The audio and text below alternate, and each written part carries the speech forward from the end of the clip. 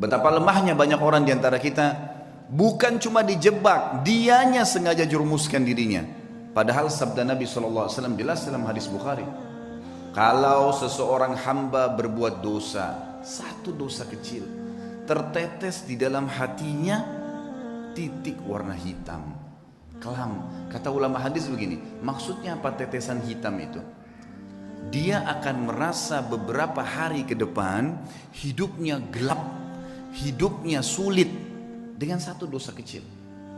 Hidupnya sulit, kelam, banyak pintu-pintu rezeki yang masih tertutup sampai titik hitam itu bersih.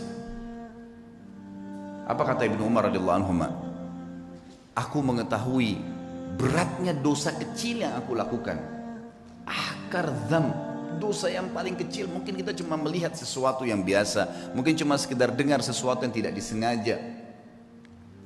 Saya tahu Allah mengharamkan saya sholat berjamaah subuh di masjid sebulan.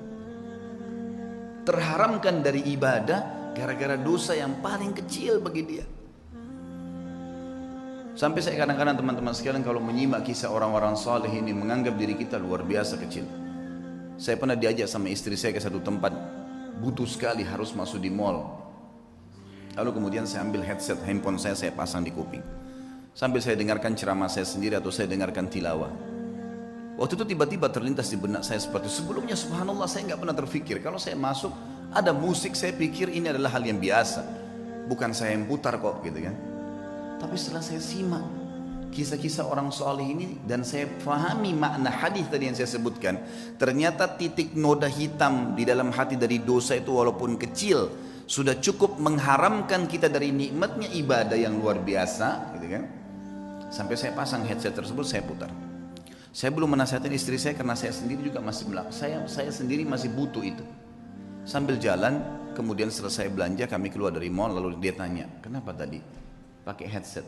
Saya bilang, bukan tadi kamu dengar musik di sana sini? Dia bilang iya, tapi kan bukan kita yang putar. Saya bilang iya. Ingat, dosa itu seperti segelas racun. Kamu tahu atau tidak tahu itu racun, tetap akan berefek. Saya tidak mau nodai iman saya. Betul-betul memang saya rasakan sendiri selama ini, subhanallah, kalau saya jalan ke mall dan dengar musik pun, begitu pulang berbeda ibadahnya. Ada gangguan di ibadah sholat malam, ada gangguan di bacaan Al-Quran, ada gangguan di ibadah-ibadah yang lain. Dan itu nyata memang, subhanallah. Makin kental kita jaga hubungan dengan Allah subhanahu wa ta'ala, makin jeli kita hati-hati dalam menjaga hubungan dengan Allah, maka makin kental hubungan dengan Allah subhanahu wa ta'ala, makin terasa itu kenikmatan imannya.